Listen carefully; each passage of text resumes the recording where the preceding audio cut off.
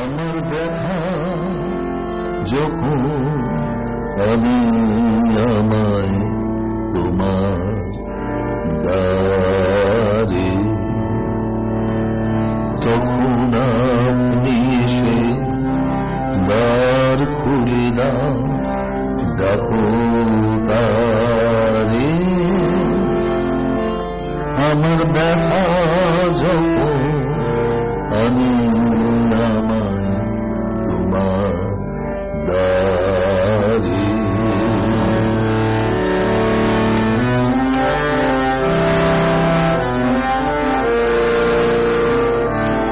কিষাণ দাশগুপ্ত ছিলেন ইউএনআইয়ের রিপোর্টার। ওনার একটা যাত্রার দল ছিল নাট্যভারতী বলে।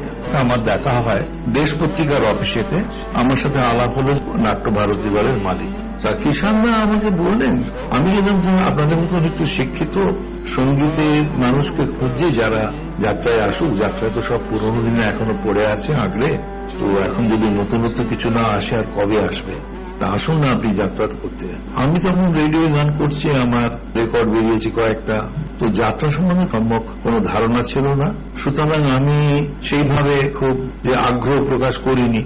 যাত্রা তো প্রায় 200 পালা হবে। তা আমার বিখ্যাত পালাগুলোর নাম একটু যদি বলি, লীলাবসান কৃষ্ণকে নিয়ে, ভাস্কর পণ্ডিত, স্বামী বিবেকানন্দ, নেতাজি সুভাষকে নিয়ে, রণাঙ্গনে নেতাজি, তারপরে 8 ঘন্টার লড়াই, রক্তাক্ত তেলেঙ্গানা, স্টালিন, তারপরে সেকেন্ড ওয়ার্ল্ড ওয়ারেতে ডক্টর নরম্যান বেথুনকে নিয়ে শত্রু রক্ত যুদ্ধ, এই ধরনের তার জীবনীমূলক, রাজা রামমোহন, ঐতিহাসিক কিছু নাটক আছে, নটি বিনোদিনী, অনেকে গিয়েছেন, জলদ কুমার গিয়েছেন, গুরুদাস ধারা গিয়েছেন, ক্ষিতীশ রায় গিয়েছে, ভক্ত মল্লিক গিয়েছে। আগে যাত্রায় যেটা হতো, যাত্রায় তো মাইক আগে ছিল না, আর আগে কি হতো, প্রচন্ড চেঁচিয়ে গান করা হতো। দেখুন, চেঁচিয়ে গান করলে যেটা হয় সেটা হচ্ছে যে গানের চেঁচিয়ে কথা বললেও যেটা প্রথম মানুষ হারায় সেটা হচ্ছে তার মিষ্টতা বা মেলোডি। তা চেঁচিয়ে গান করলে জোরে গান হয় কিন্তু মেলোডিয়াস হয় না। আমি প্রথমে চেষ্টাই করেছি যে মাইক এসে গেছে, অত চেঁচিয়ে গান করার দরকার নেই, গানটাকে একটু নাবিয়ে গান করুন, তাহলে দেখবেন গানটা ভালো হবে। আর তারপরে কিছু কিছু ইনস্ট্রুমেন্ট ব্যবহার করা হতো। আগে তো একটা কনসার্ট বাজতো, যে কনসার্টটা জোরে বাজলে 5-7টা গান রাত্রিবেলায় জানতে পারত যে যাত্রা আরম্ভ হবে। তো সেই কনসার্টেতে ক্ল্যারিনেট, অ্যালথর্ন, কর্নেট, এই জাতীয় ইনস্ট্রুমেন্ট বাজতো, যেগুলোর সাথে মেলোডির সম্পর্ক খুব কম। আমি যখন এলাম যাত্রায় কাজ করতে, তো আমার মনে হলো যে মেলোডি আনতে গেলে কিভাবে করা যায়। হারমোনিয়ামের সঙ্গে বাঁশি এবং বেহালা, এই দুটো, আর ক্ল্যারিনেটকে আমি বললাম ওরা চড়াই বাজাতো, ওটা বললাম তোমরা একটা মিডল অক্টেভে বাজাও, তাহলে মেলোডি পাবে। মেলোডি পেতে হবে কি মিষ্টি লাগে। তারপরেতে এই নাট্যভারতীতেই আমি জাজ সেট এবং গিটার আনি, এটা প্রয়োজন হয়ে পড়েছিল। আগে যাত্রাতে সাধারণত পালাকাররা গান লিখতেন, আর যাত্রার গান মোটামুটি খুব বড় হতো না। আমি চেষ্টা করেছি পালাকারদের গান রেখেও বা কবি রেখে দিয়ে গান লেখানো, যেমন কবি মধু গোস্বামী, তারপরে সুনীল বরণ, গৌরী প্রসন্ন মজুমদার, পুলক বন্দ্যোপাধ্যায়, সমীর দেব, এরা সব গান লিখেছেন। আমার যাত্রাতে সুর করা হলো, সেই গান আমি কিন্তু রেডিওতে গিয়ে দিতাম। তাতে আমার সুবিধা তো, আমার সুর, যাত্রারও গান আমি আবার রেডিওতে গাইছি। পরবর্তীকালে এরকম যাত্রার অনেক গান আছে যা হয়তো আশা ভোঁসলে গিয়েছেন। সেটা আমি পুলক দেবী বলে একটা যাত্রাপালা ছিল, তাতে একটা গান আমি করেছিলাম, এটা সুনীল বর্মন লিখেছিলেন, আমার আধারে তুমি আলোর আলো। এটা পুলক দেবীতে যিনি অভিনয় করেছিলেন সঞ্চয়িতা, সেভাবে গাইতে পারছিল না। পরে আমি গানটাকে বললাম যে তোমার গাইতে হবে না, গানটা রেখে দাও। এই গানটাকে পরে আমি আর 4টে লাইন বাড়িয়ে এটা একটা ছবিতে আশা ভোঁসলেকে দিয়ে গান গাইছিলাম। আরতি মুখার্জিকে দিয়ে গান গাওয়ানো হয়েছে, কিন্তু অরিজিনাল গানটা ছিল যাত্রার। যেমন ধরুন একটা গান ছিল একা নই কমরেড একা নই, এই গানটা শত্রু রক্ত যুদ্ধের গান ছিল। আমাদের হাতে আছে রাইফেল, নোয়াবো না মাথা মোরা কখনোই। এই গানটা, এই সুরটা নিয়ে আমি করলামটা কি, গৌরীদা লিখলেন, গৌরী প্রসন্ন মজুমদার, এবং এটা আরতি মুখার্জি গিয়েছিলেন। তুমি আমারই আমি তোমারই, যতদিন চাঁদ তারা উঠবে আমি তো তোমার পাশে থাকবো।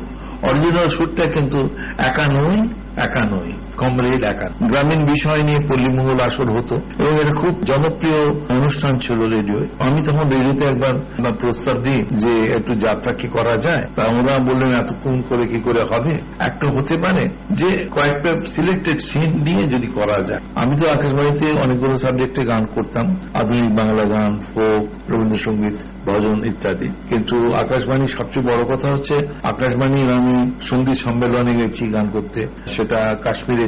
তারপরে জওয়ানদের জন্য অ্যাডভান্স এরিয়াতে নর্দার্ন কমান্ডেতে গান করতে গেছি। জামশেদপুর রেডিও কিন্তু ওপেনিং করা হয়েছে আমার গান দিয়ে ফর ফিউচার ব্রডকাস্ট বলে। আরো মজার ব্যাপার হচ্ছে আমি যেহেতু হারমোনিয়ামটা একটু ভালো বাজাতে পারতাম, জামশেদপুর রেডিওতে আমার হারমোনিয়াম বাজানো দেখে ওরা বলল আপনি যদি একটু হারমোনিয়াম বাজিয়ে দেন আমাদের, আমরা ওই ফিলার হিসেবে ইউজ করব। এটাও আমার কাছে খুব বড় জিনিস হয়েছিল। আমি বেশ কিছু হারমোনিয়াম পিস বাজিয়ে দিয়েছিলাম। দুঃখও আছে একটা জায়গায়, সেটা হচ্ছে যেদিন 1975 সালে রেডিওতে দেশে যখন ইমার্জেন্সি ডিক্লেয়ার হয়, আমার রেকর্ডিং হয়ে গেছিল ওই 17-18 তারিখ নাগাদ। ব্রডকাস্ট ছিল 26 জুন।